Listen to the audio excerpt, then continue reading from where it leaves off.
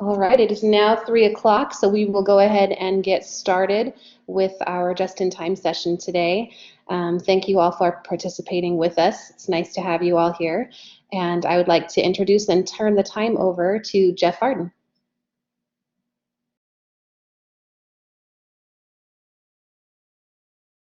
Thanks, Erica, and thanks everybody for joining us. My name is Jeff Farden. I'm a regional coordinator for IDLA, actually in Region 3 here in Southwest Idaho. I see a lot of names here I do recognize, and so I'd like to welcome you, but then also welcome everybody in the archive because a lot of people are finding some time conflicts to join this live. Today we're actually going to be discussing some advanced opportunities. We're going to kind of take an approach here knowing that we have a number of people, not only new to the advanced opportunities, but then we're going to try and address some of the frequently asked questions.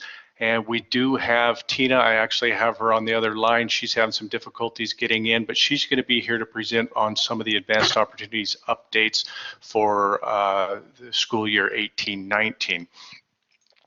So before we get started, what I really wanted to do was consider a typical high school student. So first I needed to step back and I wanted to review the minimum graduation requirements that all students have in the state. And please know that these are minimum requirements, and your local board may have adopted additional requirements that may exceed these expectations. But as you can see, a total of 46 credits are required, 29 within core areas of instruction, and then 17 in the electives. And then furthermore, the prescribed scope of core credits are outlined within their respective areas. So, as you go down those, you can actually see, where we have their language arts, the math, science, social studies, etc. And then, if you notice on that previous slide, there are some additional requirements. In addition to the core and elective credit requirements, there are some additional requirements for each student. These include the requirement of all districts to offer at least one advanced opportunities for students, such as dual credit, advanced placement, or CTE type courses. If that's something you don't have face-to-face, maybe don't have a dual credit instructor, you actually do offer that simply by offering IDLA since that is part of our course catalog. Another opportunity is that seniors complete a senior project, and that is as determined by local policy, and that students take a college entrance exam, and this is the requirement that's paid through the state's SAT test day. But students may opt to take another exam at their choice. I know a lot of students do opt for the ACT. And students must also complete the required civics test, which was new as of, I believe, 2 years ago. And then additionally, earning middle school credits is addressed just to ensure that students have completed sufficient coursework to be prepared for high school.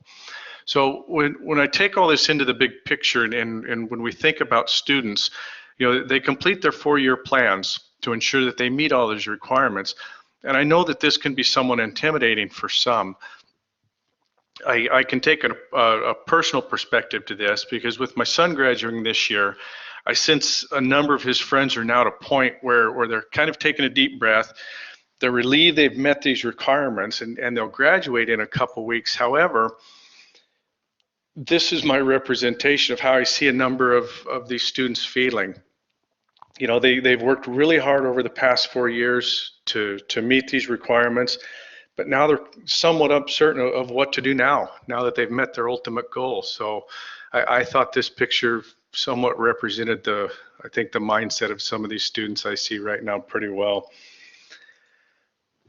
So though some of these students exit high school, with all the confidence in the world, I believe we've seen other seniors leaving high school with some hesitation and really some uncertainty on what they have planned in their future. So to help them prepare for whatever career field they have an interest in, we have the opportunity to expose them to interest during high school which isn't going to incorporate those credit and graduation requirements we talked about. And that's really going to help them decide the path they wish to choose, and really to help them create their own future. This slide, I added this as a graphic, and I think we're all familiar with the information, but it's one really worth revisiting. And though the data here is a couple of years old, the National Center for Educational Statistics in this graph simply confirms that the more training, the skills, and the education a student obtains, the higher their annual earnings will be. And though there are some exceptions always present, the trend is simple.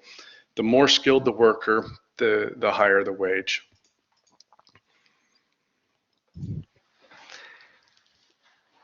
Now, to help prepare those students throughout the State Department of Education, they've successfully been encouraging students for the past few years to expand their education and to financially support students to complete this during their time in high school to prepare for their career or to get a jump start on post-secondary education.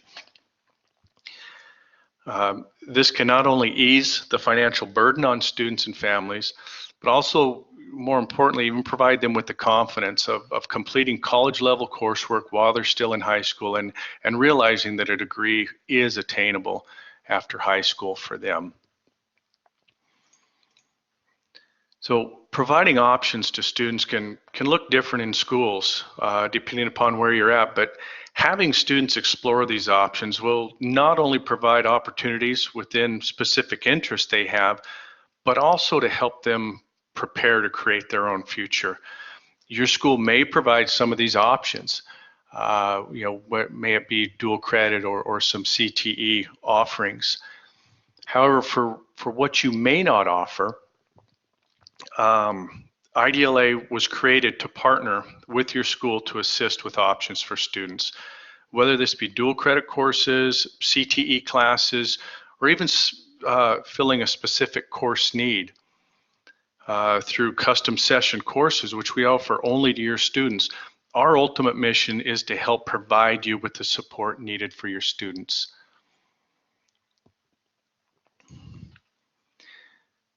So as many of you are familiar with exactly what courses IDLA offers, I wanted to take a few minutes now and to highlight some key items that we typically have questions on and show some of the areas where this information, where information could be found regarding dual credit courses.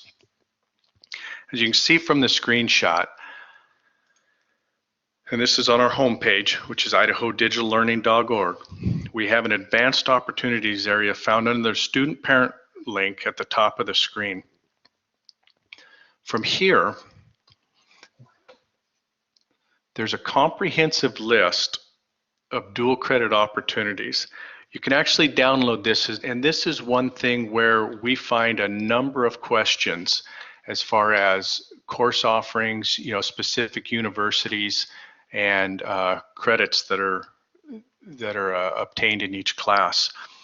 So you can see that detail. If you open up that link, you can download this, and as mentioned, it has everything from course codes, the number of credits in each class, and then also the respective college university we offer the credit through.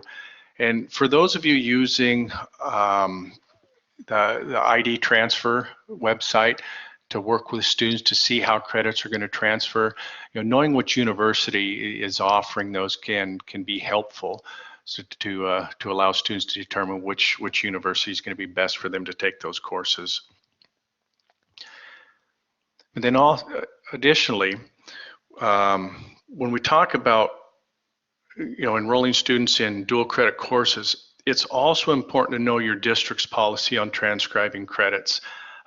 This is something we run into a little bit, but I wanted to make sure I brought it to everybody's attention, because according to Idaho statute, dual credits must be transcribed at the high school level for at least half the college credit earned. You can read that statute there, but as you can see from that example, A 4-semester college level course is equal to a full year of high school, or 2 credits. The important piece of this statute is the prorated language, as this can affect, it really can affect your students' decisions to enroll in a dual credit class. For example, if your district just transcribes half the credits available as it's spelled out black and white, it really could act as a disincentive for students to enroll in some classes like Lifetime Fitness. Because in this example, Lifetime Fitness is worth only 1 college credit, but if it's only transcribed as half the credit, it would only be worth a 0.5. So if your school requires, say, 1 PE credit for graduation, a student may not enroll in this class since he or she would then have to take a full year to equal that semester. So if you're unaware of your transcribing policy, it might be worth looking into, because what we've seen students take dual credit courses and they kind of find out after the fact. So it can help educate students on those before moving.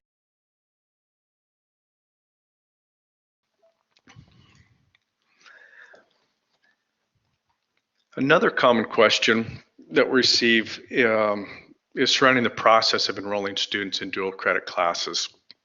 Again, within that advanced opportunities areas of our website, you'll find a dual credit checklist. This can actually be a great resource to print out, to have on hand when visiting with students, or even be something you may pass out to students and parents, in certain venues, maybe during registration, to really help guide them on the process of registration and the steps needed, and some considerations before they just jump right into enrolling in a dual credit course. Now, one other thing that I do want to mention is a certificate of residency form. As a certificate of residency form is also a question we usually have a lot of input or inquiries from students and parents. I've included the information that we have posted here as a guideline on requirements of submitting these, but as a disclaimer, I want to point out right now that Tina has some updates on this information a little bit later that you'll want to be sure to note. But I want to make sure that I posted this here now, because we do have a spring deadline for these residency forms of May 1st of this year. And as I'd mentioned, Tina's going to update us on that process for next year, which is important to note. And also, when it comes to tuitions and our courses, please remember that IDLA does not invoice for a course for our dual credit or advanced placement offerings. So in short, when you enroll a student and you click maybe advanced opportunities or even bill the district, know that that course is not billed. So if you do have a fee policy in your building, and I've seen some occasions of this where they just have a flat, $75 fee that students pay for overload courses, that does not hold true for the dual credit. So there is no charge on those. And then finally, within this area, if you have specific questions for a college or university, please note that university information link on our homepage, again, under the advanced opportunities. We can usually help, and when I say we, I think a lot of us have called our office and talked to Kristen or Pam, our registrars. They are great resources, and we can usually help with those general questions. But if you have specifics that you need an answer from an individual college or university, we've provided a contact list of that direct person for all of our partnering schools to allow each of you to reach them directly with any questions that you may have.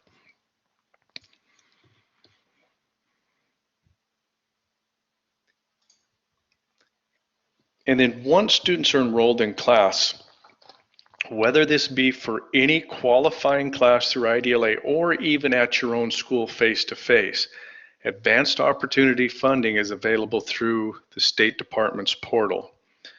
Now, for dual credit or advanced placement courses, know that this is a 3-step process. So students must first enroll in a class, Again, whether that be an IDLA class or one face-to-face, but they must also apply for reimbursement through the state's portal and either enroll with the college or the university and or order and take an AP exam. So, the 3 steps is the important one. I know sometimes students will be a little bit confused that they're enrolled in the IDLA class and by default they're automatically enrolled at CWI or CSI, what have you.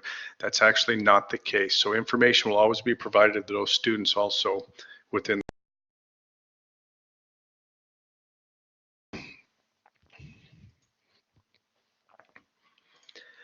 But prior to registering for any dual course, please take note of the prerequisites for any of these classes.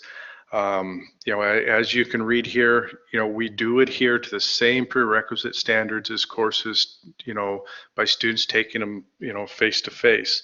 So if you have students looking at enrolling in classes this summer or fall, knowing what they need to have to complete will really assist them in this process of having those done and ready.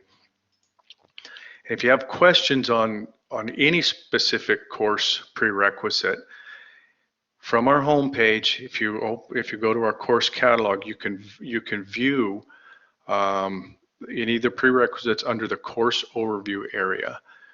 By just opening up that tab after you find your course, click view off to the left, and the course overview will be right there.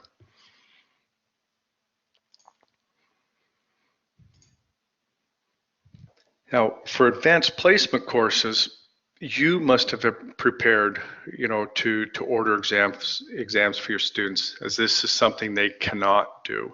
As AP becomes, a little bit more and more popular, if you are not registered as a testing site, getting approval is a relatively simple process, but it's one that should be done early to avoid missing deadlines on when to order exams.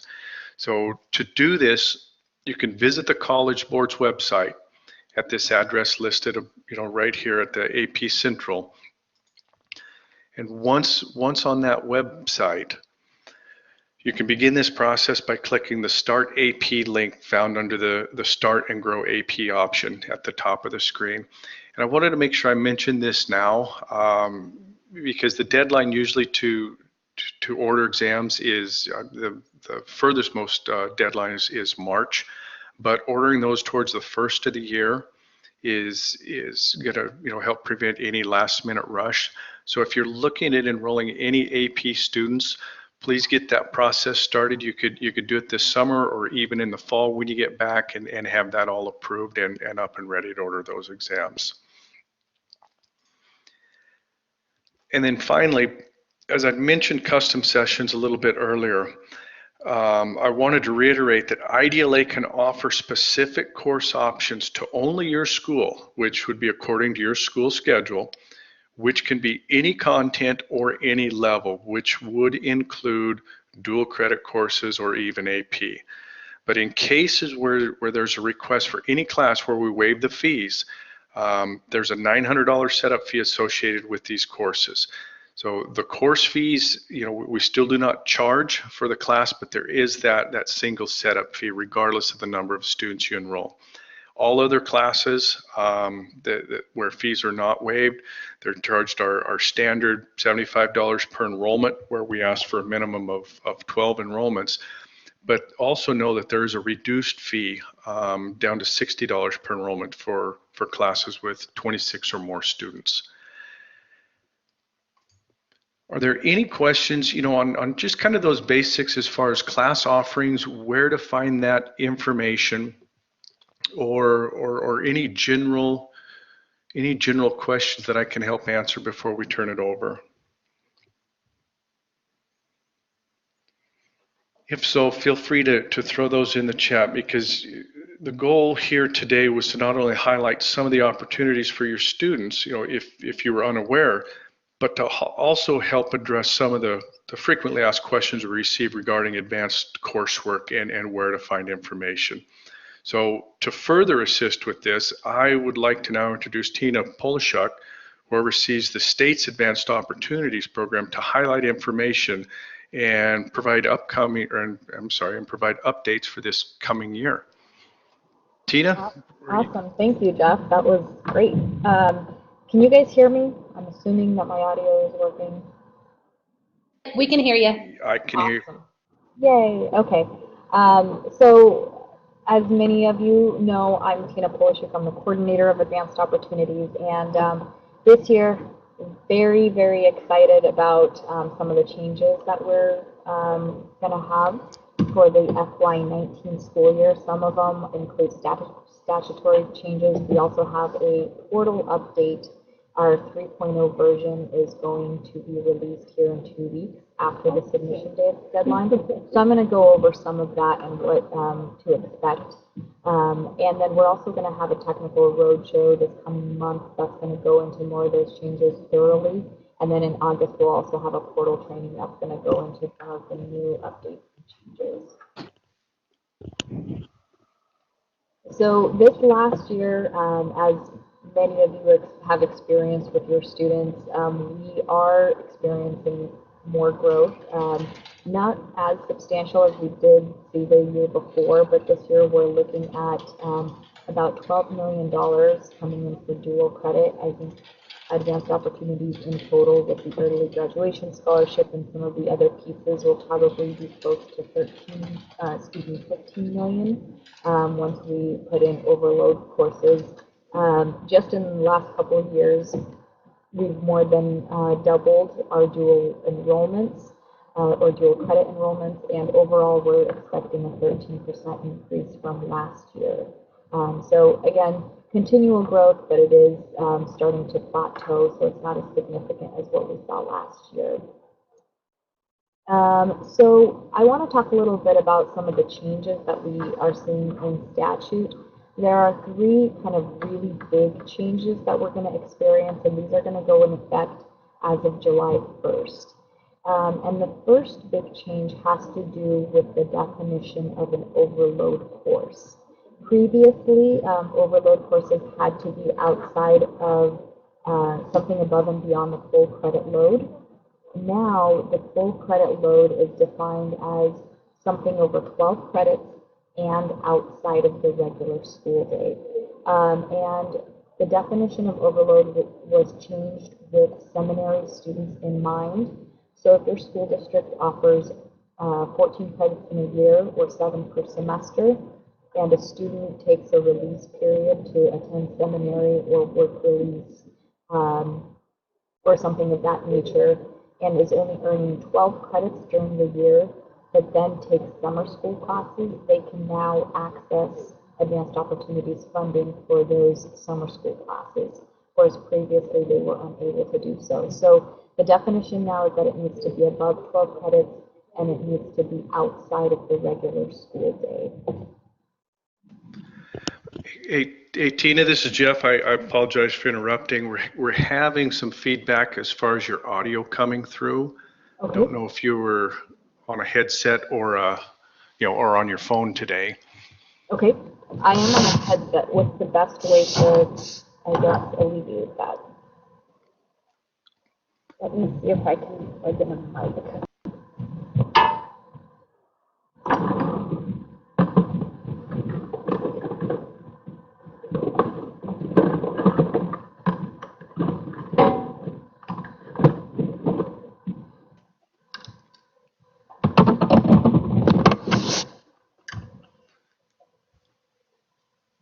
Is this better? Testing, testing. That is, yep. That's better? Yep. Still a little muffled, but better. Thanks. Okay. So overload courses, over 12 credits and outside the regular school day. So our next kind of big change has to do with certificates of residency, and this is going to be again in effect for next school year. But for students who are using fast forward dollars, they do not need to fill out a certificate of residency moving forward with the FY19 school year and on. We will still collect that information. We'll do it in the portal. We'll see what county the student lives in, what college they're attending, and we will send those funds directly to the college. So it still will be up to colleges and school districts to verify the county of residency, make sure it's accurate, but we have alleviated the certificate of residency, and so we're cutting out the counties as being the middleman for out-of-district tuition for fast-forward students. So that's the next big change. And then lastly, as far as statute changes goes, this is one of the big rocks, and it has to do with advising. So I'm going to read this slide. It says, a student who earns 15 post-secondary credits using Advanced Opportunities Program and who wishes to earn additional credits must first identify his post-secondary goals. Advisors shall counsel any students who wish to take dual credit courses that the student should ascertain for himself whether or not the particular post-secondary institution that he desires to attend will accept the transfer of coursework credits under this section. And so this section was added into statute with students in mind in terms of having a career plan as to why they're taking certain credits, whether it be post-secondary or those high school credits. We want to make sure that they are thinking about what they want to do and whether or not those credits are going to impact their degrees moving forward. We want to avoid situations where where students are just randomly taking credits, and instead we want to make it intentional. And so there are some systems that we already have in place to help with this, and so our challenge over the next couple of years will be how do we make this better. All students are already required to create a 4-year learning plan and revisit that every single year, and so this would be a natural fit to make sure that they're also looking at their dual credits to see, all right, are my dual credits actually counting towards my degree? And so we want to make sure that students are thinking about that and not just taking random credits that aren't going to count for them down the road. We also want to get college advisors involved in this work, and so that, again, students are thinking about what am I doing with the credits, why am I taking certain classes, and so college and career advisors will be an integral part of this. And then we're also going to leverage and start building those partnerships with institutions a little more strongly. I know that many of you have been working with the dual credit offices, but we also want to make sure that you're working with the academic advisors at the colleges.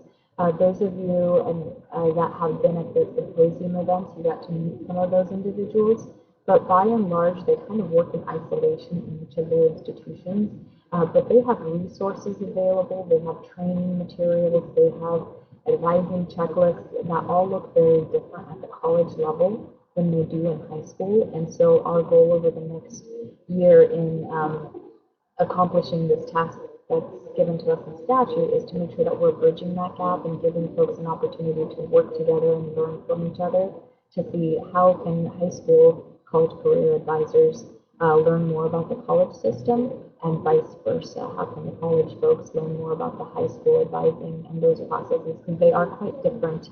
The training for those things are different, but those students need to have this information to make sure that their coursework is intentional.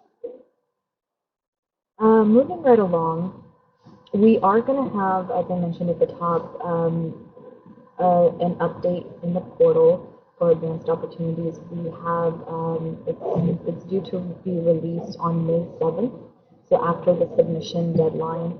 And for school districts, some of the substantial changes are the ones listed here. So things like this.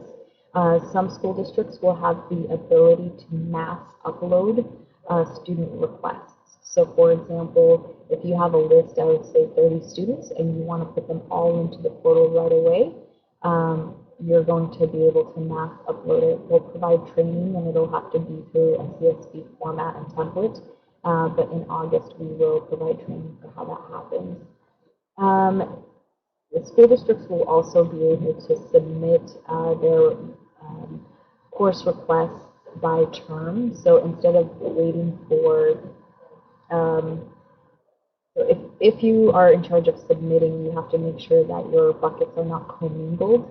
We're going to allow that in the future, so you'll be able to say, all right, I want to submit my makeup payments for the fall because I missed these 3 students. Or or you can go ahead and submit your spring courses even though you've already started entering summer courses. So they'll be able to be commingled. So Jeff, it seems like there's still some audio issues. I'm trying to maximize it. Yeah, I've actually reached out to tech if they have any suggestions because it is a little muffled. Unless you may be able to use your computer's mic. Is this better? Is that worse? That's actually better. Yep. Okay. I'm going to try that. Okay. So the next the next update we'll have is to be able to submit multiple courses for the same student. So you'll be able to say, all right, I'm entering courses for this student, and then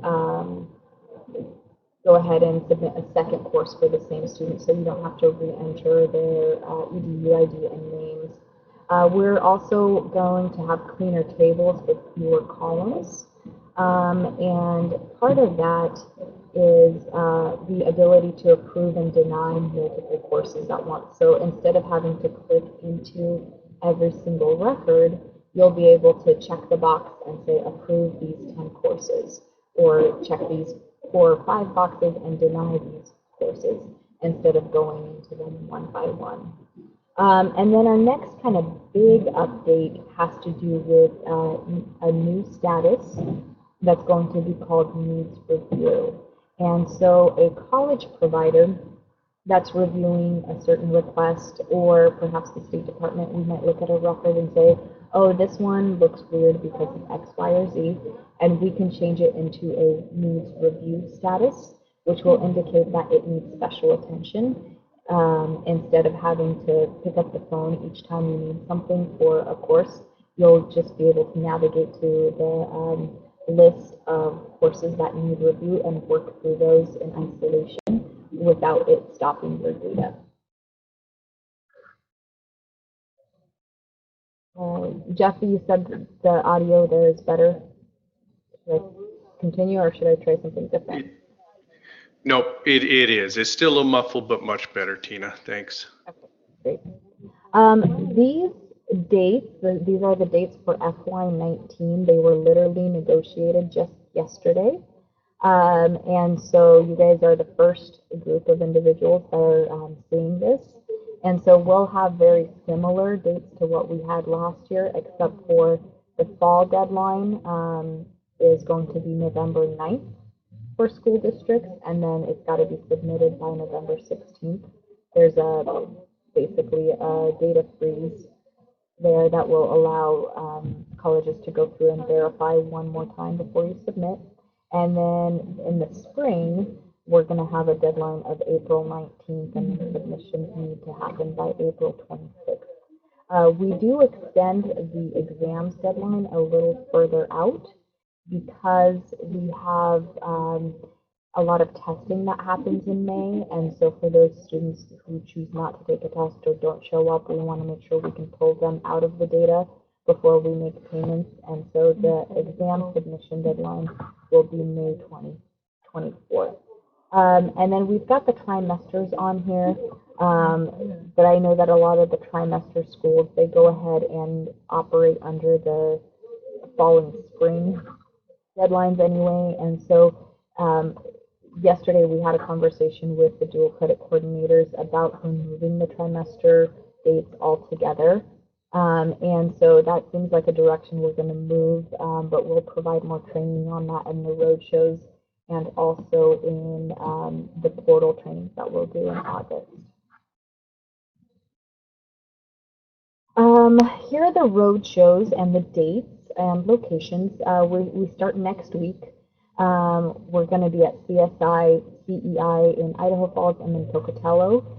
And then later this month we'll be up in northern Idaho, and finally we'll close it out at BSU here on May 30th.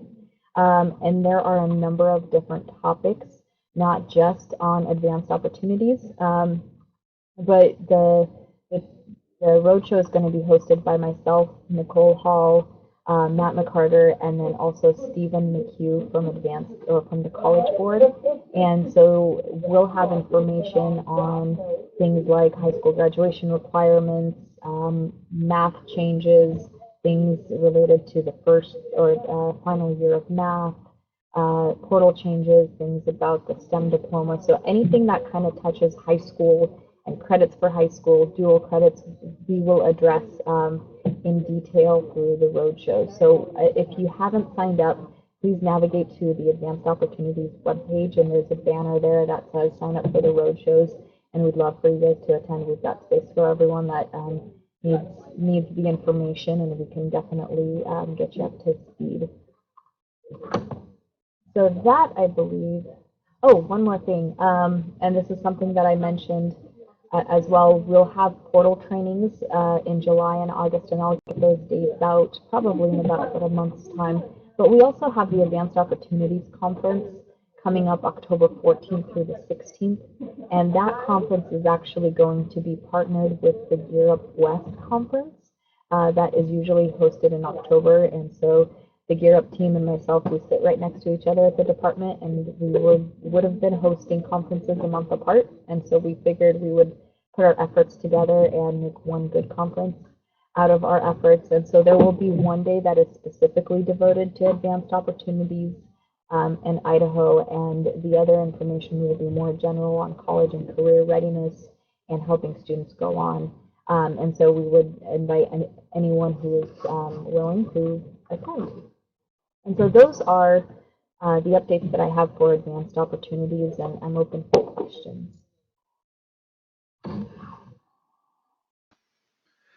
Tina, this is Jeff. I do have a question, and I wanted to bring it here because I've heard it twice this week. So I wonder if you could help explain the process so we have this on the archive. But the situation is where a student took a dual credit course in the fall and did not pass it. So they were flagged under the portal as needing to pay for another course. But can you describe the process now that this student needs to follow to pay for that next course to be reinstated in the Advanced Opportunities Program? Sure. So the flagging system in the portal does not actually stop any requests from going through. What it is a notification to the course providers and the district personnel to make sure that they're aware that this student has something in their account that needs attention. And ultimately it is up to the local school to make sure that payment does occur for a like course. Because that's not something we're able to track at this level, so it is up to the advisors, the counselors, those people working with the students to make sure that that individual pays for a course. So there are a couple of different ways that this could happen.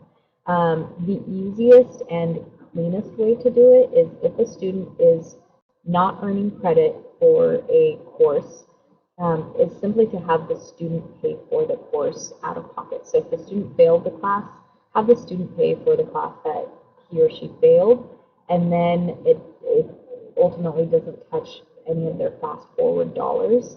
Then the student can continue to access funding. And that also alleviates kind of that tracking burden for school districts. Another way that I've seen it done is that say a student failed that dual credit class, but then the following semester he or she has signed up for 2 other dual credit classes.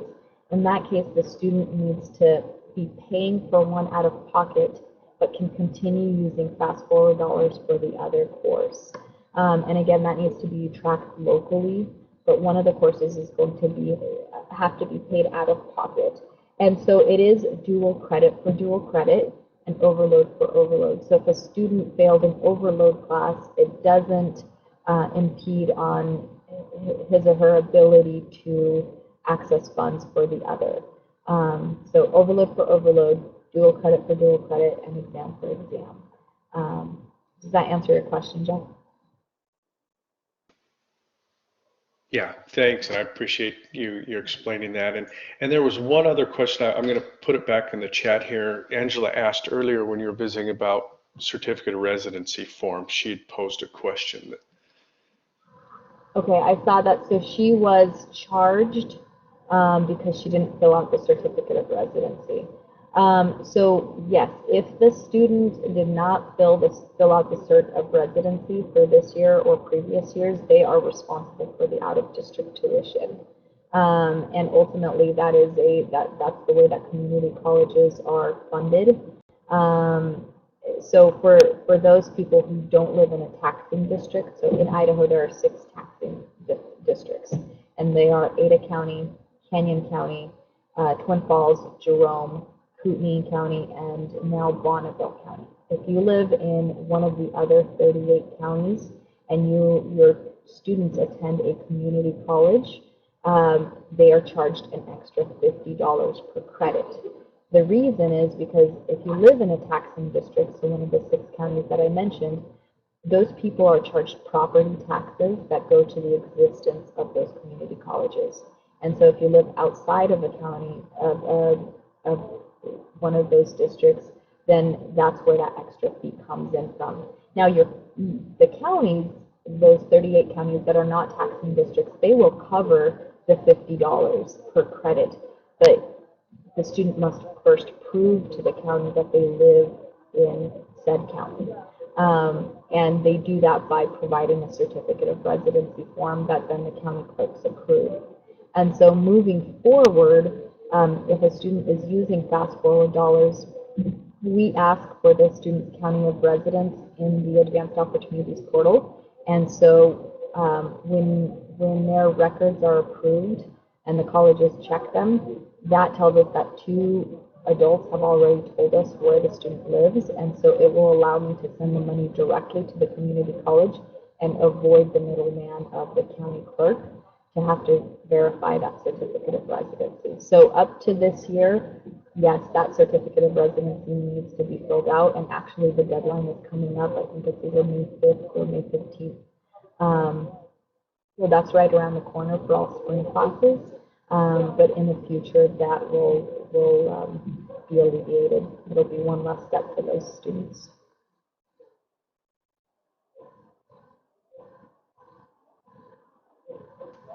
What other questions? Well, yeah, any last questions? Well, thank you, Tina. And for those in attendance,